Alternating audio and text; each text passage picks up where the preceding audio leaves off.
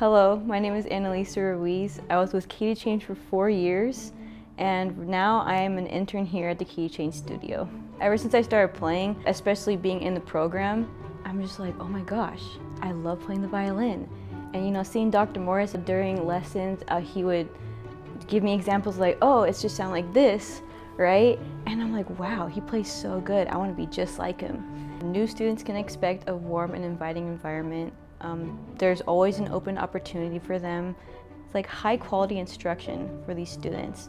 And my experience in Key to Change was very different because it was smaller. We only had a few students in their classes, so now there's like so many other students and so many different programs. And it's honestly really great to see that because, I thought when I was a student, I'm like, oh man, is it gonna stay this way forever? And then being here and hearing all these new events, the partnership with Seattle Symphony was amazing. I'm like, wow, these kids are really getting more stuff. It makes me want to be a student again. I mean, for me, lessons were Monday, Tuesdays, and Thursdays. And I don't remember what day they got an announcement that everything was closing up, the pandemic was hitting, it was getting worse. But I just remember getting an email saying that lessons was gonna be at a certain time over Zoom. How is this gonna go? I don't know what I'm gonna play. I don't know what's prepared. I don't know what's gonna happen. We had performances over Zoom. There are times where we had solo ensemble competitions. It was just me in my room in a very tight space, having to set up all my stuff for lessons. It was a very hard time for me. I lost my brother during the pandemic, and playing the violin and staying in lessons with Key to Change really kept me going. It kept me doing something, and my mood really uplifted every single time I was in lessons. Despite me grieving that whole time, Dr. Morris was very patient with me and understanding, and he knew I was going through a very hard time.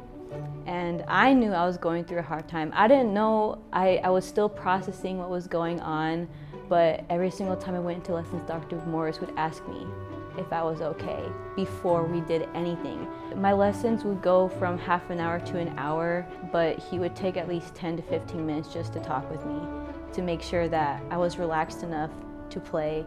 And there were days where he could just see I wasn't okay. Sometimes we wouldn't even do anything, we would just talk the entire time. Or he's like, you don't need to play today, we'll just work on your stuff the next lesson. And it was very, very reassuring for me, and I felt very comfortable.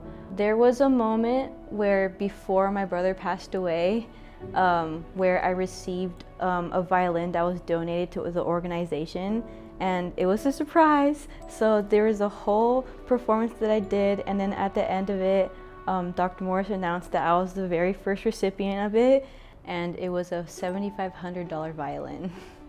So I felt very honored for this, and I'm like, what? That's insane! And I was so happy. But of course, my brother passed away the very next day. When I went in person to get it from Dr. Morris, I just was like, okay, you're getting this violin. It's a huge opportunity. Don't let the grieving get to your head too much. Just play what you love to do. And so when I broke that violin out, I'm just like, wow, this is amazing. I can't let this opportunity get away from me. And so I practiced a lot with that violin. That whole time, I'm just like, what a gift. Maybe it was meant for me, for this very moment. So, yeah.